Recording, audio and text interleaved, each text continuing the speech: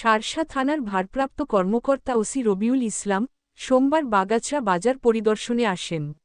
সেখানে তিনি ব্যবসায়ীদের সাথে কথা বলেন। ৫ই আগস্টের পর থেকে কেউ চাঁদাবাজি করছেন কিনা সে বিষয়ে খোঁজ খবর নেন।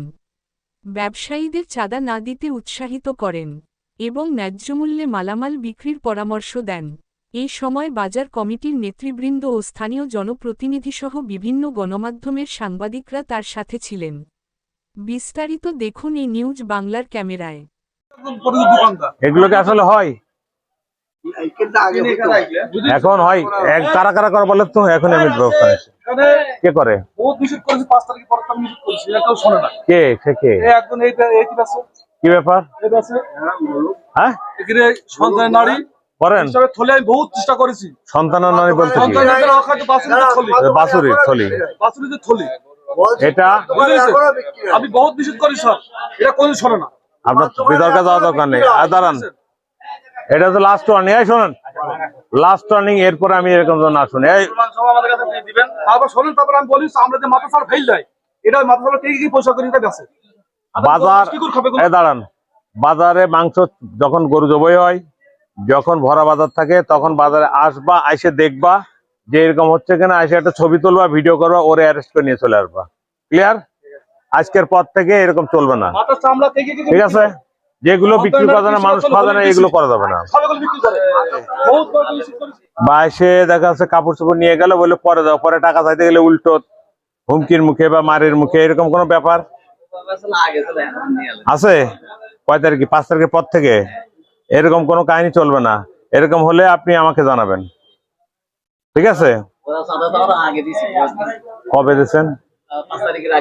এখন দেয়া লাগে কিনা? কোন চাঁদাবাজি, মাদক, জুয়া, মস্তান থাকবে না, ওর জায়গা হবে জেলখানায়। হ্যাঁ, ওর জীবনে শান্তি থাকবে না যদি এগুলো করে, ঠিক আছে? গোড়াচাঁদ মাংস বাজারে কমপ্লেনটা দেখবা সিরিয়াসলি, ঠিক আছে? সে যেই হোক, যত পাওয়ারফুল লোক সে অ্যারেস্ট হবে, ওই ছবি সহ ওই জিনিসগুলো জব্দ করে অ্যারেস্ট হবে, ঠিক আছে?